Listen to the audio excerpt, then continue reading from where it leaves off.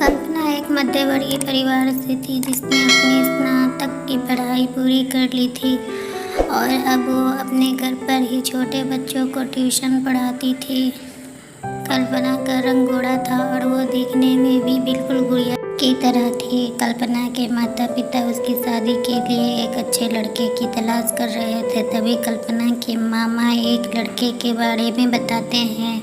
वो कहते हैं कि लड़का का नाम राहुल है, वो किसी कंपनी में मैनेजर के पद पर है और महीने के 70,000 कमाता है। कल्पना के माता पिता ने लड़के की फ़ोटो देखी तो उन्हें लड़का पसंद आ गया। जब कल्पना की मां ने कल्पना को लड़के की तस्वीर दिखाई तो कल्पना ने कहा, जब आप दोनों को लड़का पसंद है तो मुझे भी पसंद है। अब लड़का और लड़की वालों के परिवार ने मिलकर शादी की तारीख तय कर दी। कल्पना के माता पिता बहुत खुश थे कि उनकी बेटी की शादी एक अच्छे घर में हो रही है।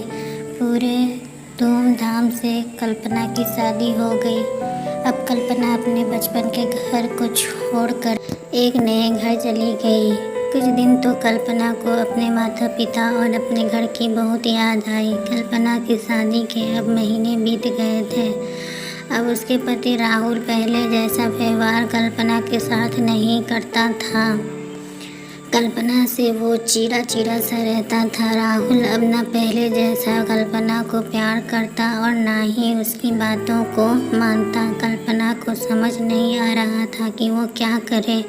वो बस रोकर अपने दर्द को कम करने की कोशिश करती। एक दिन कल्पना को पता चला कि राहुल सिगरेट पीने के बहाने छत पे जाता और किसी लड़की से बातें करता है।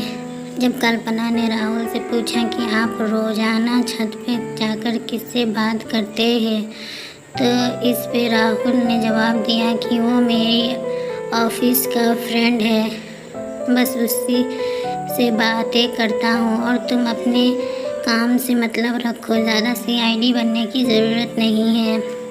होली का दिन था। राहुल के कुछ दोस्त उसके घर आए थे।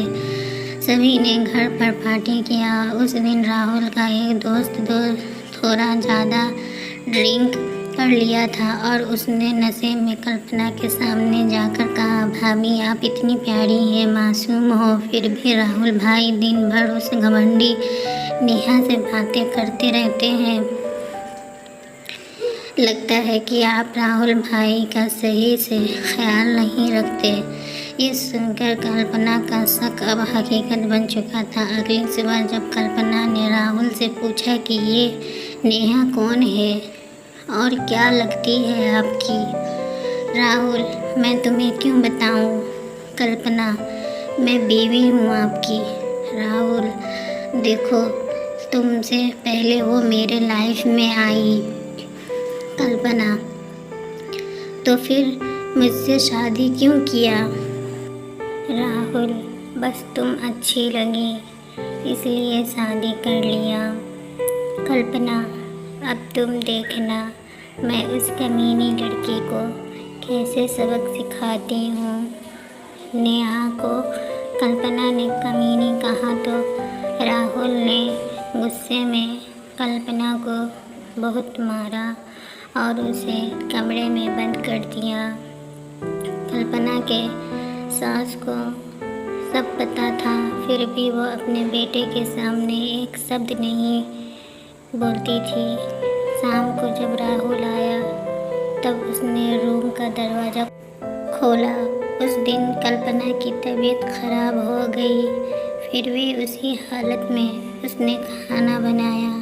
कल्पना ये सारी बातें अपनी माँ को बताना चाहती थी, लेकिन चाहकर भी वो नहीं बता पा रही थी, क्योंकि वो जानती थी कि अगर उसके माता पिता को ये सब पता चलेगा तो वो परेशान हो जाएंगे।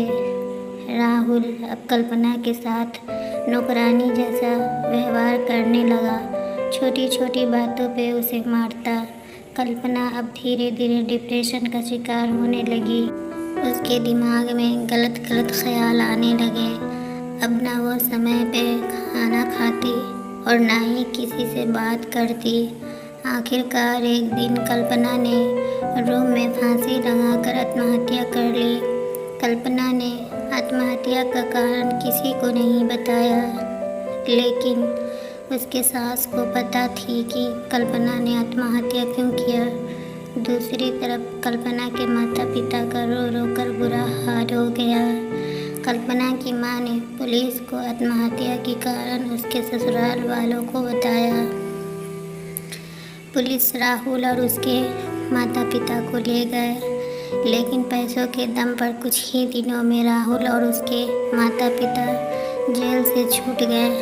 जीवन में अक्सर अच्छा दिखने वाला इंसान अच्छा नहीं होता, उसके अंदर कहीं ना कहीं बुराई छुपी होती है और वही बुराई किसी की ज़िंदगी को बर्बाद कर देती है।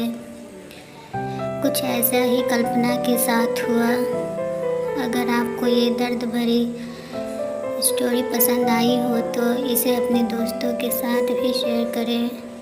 चैनल को सब्सक्राइब करें, लाइक करें, शेयर करें। And thanks for watching.